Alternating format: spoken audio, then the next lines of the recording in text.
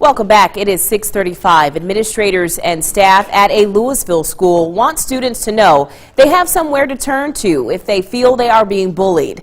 This middle school hosted a special assembly yesterday for the 6th, 7th, and 8th graders to talk about bullying, the effects, and where to go for help. The students heard a special message from Contact Helpline, a telephone crisis intervention program in Columbus. The organization provides resources to adults and youth who may be having suicidal thoughts. A tragedy that's still weighing deeply on the hearts and minds of residents in our area. The fact remains, it could have happened to anyone's child, sister, niece, or even friend. But after the shock wore off, the conversation on bullying began. You may remember Mariah Isaacs, the 12-year-old girl whose mother we spoke to, who says bullying contributed to her daughter's death. Well, this morning we continue the discussion with a local expert and politician. There's a difference between being mean and being bullied. Bullying is something that is purposeful, has a targeted person, happens on a frequent basis, and usually becomes more intense the longer it is carried out.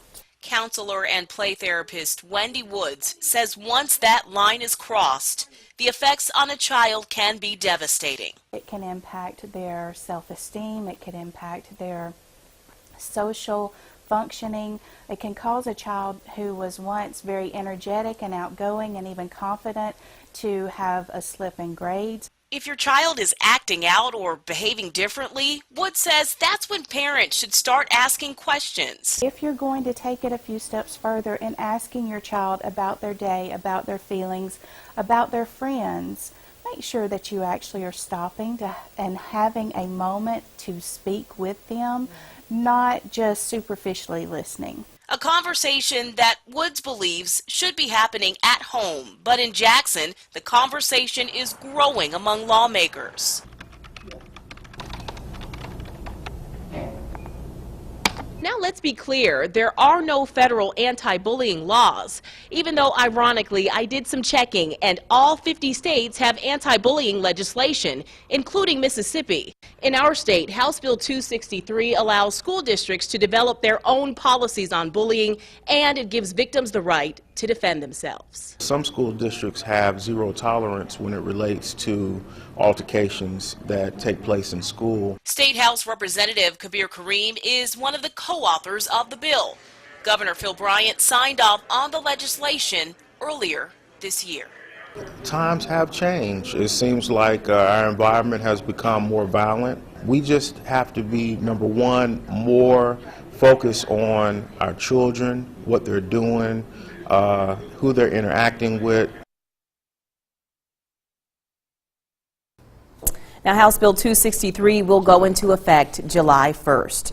So how often does bullying happen to children in the U.S. and in Mississippi? Well, a Wallet Hub study examined different states, and it compiled a list of who has the lowest bullying rates. The study found the states with the highest percentage of students bullied on school property are number 1, Nebraska, number 2, Idaho, number 3, Michigan, coming in at 4th, Montana, and Virginia comes in as the 5th highest state. Good news, Mississippi did not make that list, but I did find the Magnolia State on another one. The states with the highest percentage of students who miss school out of fear of being bullied, number 1, Louisiana, 2, South Carolina, Tennessee comes in at number 3, and Hawaii at number 4. Mississippi was last, the 5th highest state with that percentage. Wallet Hub compiles their data using statistics from the Bureau of Labor Statistics and the U.S. Census Bureau. Now, one thing I want to point out, when we talk about bullying, it's easy for us adults to get defensive and judge the aggressor. Well, the expert I spoke to, counselor and play therapist Wendy Woods, had this to say when I asked how should adults approach situations involving bullies and their children. Take a listen. One of the things that I want to be clear about is that adults and children alike need to show and exhibit grace when dealing with the aggressor or the bully, because 9 times out of 10 that child has been bullied or is hurting in some other way themselves. And it is not okay for us as adults to model a spirit of judgment towards the child that has bullied another one. We need to approach that child as if that child is hurting in some way, because I promise you they are.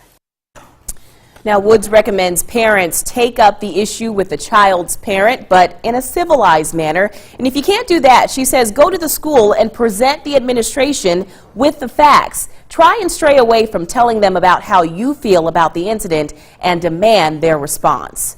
We'll be right back with more Sunrise after this.